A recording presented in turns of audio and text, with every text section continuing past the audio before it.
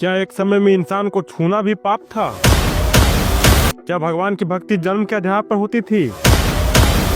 क्या सचमुच सनातन धर्म ने छुआछूत को जन्म दिया था? या यह बहुत बड़ा झूठ है जो सदियों से हमारे दिमाग में डाला जा रहा है? आज हम उसी झूठ का पर्दाफाश करेंगे। आज वो सच्चाई सामने आएगा जो आपकी आंखों को नहीं, आत्मा तक को झकझोर देगी। सनातन धर्म का अर्थ है ऐसा धर्म जो ना शुरू हुआ हो और जिसका कभी अंत नहीं होगा। यह धर्म समता, अहिंसा और सभी जीवों में ईश्वर के वास होने की मान्यता पर आधारित है। वसुधैव कुटुंबकम का अर्थ होता है पूरी दुनिया एक परिवार है। सनातन धर्म में एक मान्यता है अहम ब्रह्मास्मि, अर्थात मैं स्वयं ब्रह्म हूँ, यानी ईश्वर प्रत्येक जीव में वास करते हैं। ऋग्वेद, यजुर्वेद, उपनिषद, अन्य दैविक ग्रंथों में जाति आधारित छुआछूत या अछूत की बात नहीं कही गई है। महर्षि वेद व्यास जो महाभारत के रचयिता हैं, वो एक मछली पकड़ने वाले के पुत्र थे। वाल्मीकि रामायण के रचयिता जिन्हें शूद्र भी माना जाता है। कनाद ऋषि जो शब्दों के देवता हैं, वो भी निम्न जातियों से आते थे।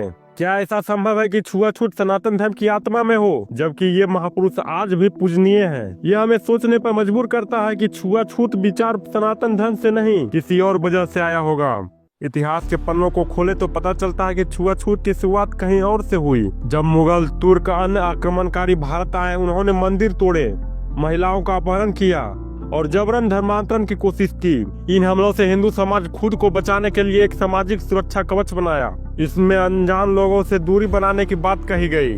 धीरे धीरे ये सामाजिक दुनिया धार्मिक परंपरा का रूप ले लिया और छुआछूत जैसा जहर फैल गया। फिर ब्रिटिश आए, तोड़ो और राज करो का नीति अपनाया। उन्होंने मनुस्मृति को तोड़ मरोड़ कर पेश किया और जातिगत भेदभाव को बढ़ावा दिया। मनुस्मृति को धर्म ग्रंथ के रूप में गलत प्रस्तुत किया गया, जबकि मनुस्मृति कोई धार्मिक ग्रंथ नहीं है। ब्रिटिश मिशनरियां और कुछ इतिहासकार इस झूठ को फैलाया कि हिंदू धर्म ही छुआछूत को फैलाया है। इससे हिंदू समाज कमजोर हो गया और सामाजिक टकराव शुरू हो गया। सनातन धर्म के प्राचीन ग्रंथों में जाति का भेद कहीं नहीं लिखा गया है। वहाँ वर्ण व्यवस्था की बात कही गई है, जो कि सामाजिक कार्यों के आधार पर विभाजन किया जाता था। ऋषि मुनियों ने समानता और अहिंसा का संदेश दिया।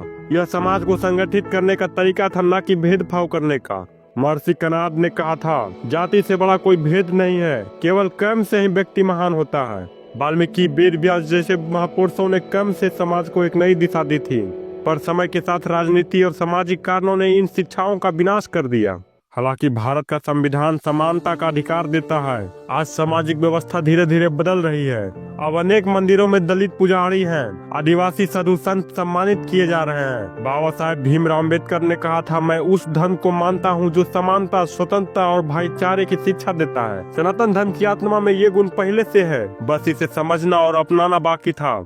धर्म का असली परिभाषा आत्मा की शुद्धि, प्रेम और ईश्वर के प्रति भक्ति का है, जो किसी जाति से तय नहीं किया जा सकता है।